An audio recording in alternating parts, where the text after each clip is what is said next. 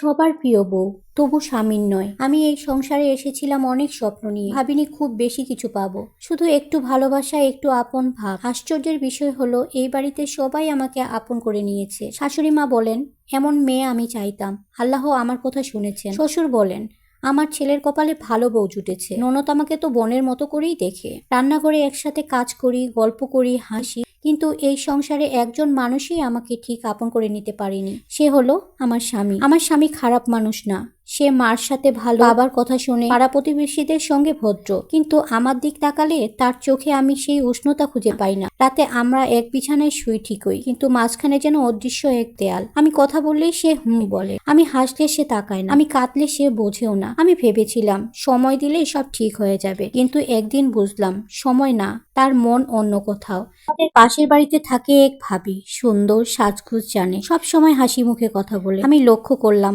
আমার স্বামীর চোখ ও কারণেই ওই দিকে যায়। সে বাজারে গেলে ভাবির জন্য ফল আনে, বিদ্যুৎ গেলে আগে খোঁজ নেয় ওদের বাসায় আছে কিনা। আমি প্রশ্ন করলে বলে, তুমি বেশি ভাবো। কিন্তু একজন স্ত্রী বুঝে স্বামীর চোখ আসলে কথায় থামে। একদিন বিকেলে আমি ছাদে কাপড় মেলতে গিয়েছিলাম, নিচে তাকিয়ে দেখি আমার স্বামী আর সেই ভাবি কথা বলছে। ভাবি হেসে বলছে কিছু, আর আমার স্বামী এমন ভাবে তাকিয়ে আছে যেভাবে সে কখনোই আমার দিকে তাকায়নি। সেই মুহূর্তেই আমার বুকের ভেতরটা ভেঙে পড়েছিল। আমি বুঝে গেলাম আমি এই সংসারে সবার প্রিয় হতে পারি, কিন্তু তার ভালোবাসার জায়গাটা আমার জন্য না। তবুও আমি কাউকে কিছু বলিনি, কারণ আমি জানি একটা সংসার ভাঙতে এক মুহূর্তও সময় লাগে না, কিন্তু গড়তে লাগে অগণিত সহ্য। আমি শাশুড়ি মায়ের মুখের দিকে তাকাই, ননদের হাসির কথা ভাবি, আর নিজের চোখের জল গিলে ফেলি। কিন্তু এক রাতে আর পারলাম না।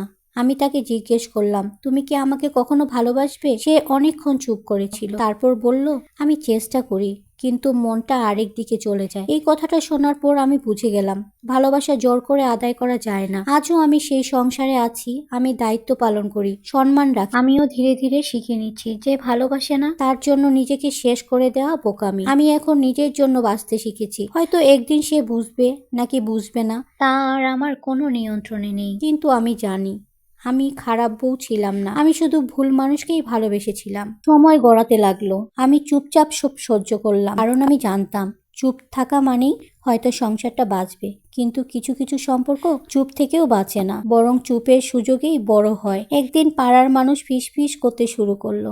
আমি বিশ্বাস করতে চাইনি, ভাবলাম মানুষ কথা বানায়। তো যেদিন শুনলাম আমার স্বামী আর পাশের বাসার সেই ভাবি গোপনে বিবাহ করেছে, সেদিন আমার ভেতরের শেষ ভরসাটুকুও ভেঙে পড়ল। যে মানুষটা আমাকে বলেছিল মনটা আরেক দিকে চলে যায়, সেই মানুষটা সত্যিই আমার জীবনটা ছেড়ে অন্য এক জীবনে চলে গেছে। আর আমি তখনও সেই ঘরেই ছিলাম। শাশুড়ি মা কাঁদছিলেন, ননদ চুপ করেছিল, শ্বশুর শুধু বলেছিলেন, মা আমাদের কপালে তোদের সুখ লেখা ছিল না। কিছুদিন পর একটা কাগজ আমার হাতে ধরিয়ে দেয়া হলো, ডিভোর্স পেপার। কোনো ঝগড়া হয়নি, কোনো অভিযোগ হয়নি, শুধু লেখা ছিল মতবিরোধ।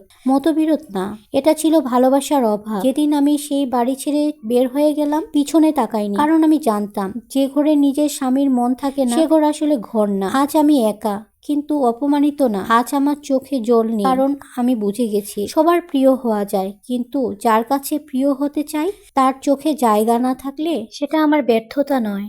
আমি খারাপ বউ ছিলাম না, আমি দায়িত্বে কোনো কমতি রাখিনি। আমি শুধু এমন একজন মানুষকে ভালোবেসেছিলাম যার ভালোবাসা আমার জন্য লেখা ছিল না। আজ আমি নিজেই জন্য বেঁচে আছি, কারণ আমি শিখে গেছি যে ছেড়ে যায় সে কখনোই হারায় না, হারায় সেই মানুষটা যাকে ছেড়ে যাওয়া হয়। আমি প্রতিদিন কাজকর্ম বা রান্নাবান্নার সাথে আপনাদের সঙ্গে যে বাস্তবতার গল্পগুলো তুলে ধরি, যদি ভালো লেগে থাকে অবশ্যই লাইক করবেন। আর আপনাদের যদি কোনো মতামত থাকে বা আপনাদের নিজস্ব কোনো গল্প থাকে শেয়ার করার মতো, আপনারা কমেন্টের মাধ্যমে জানাতে পারেন। আমি এভাবেই সবার কাছে পৌঁছে দেবো। তো আজকের মতো এই পর্যন্তই। সবাই ভালো থাকবেন। আল্লাহ হাফেজ।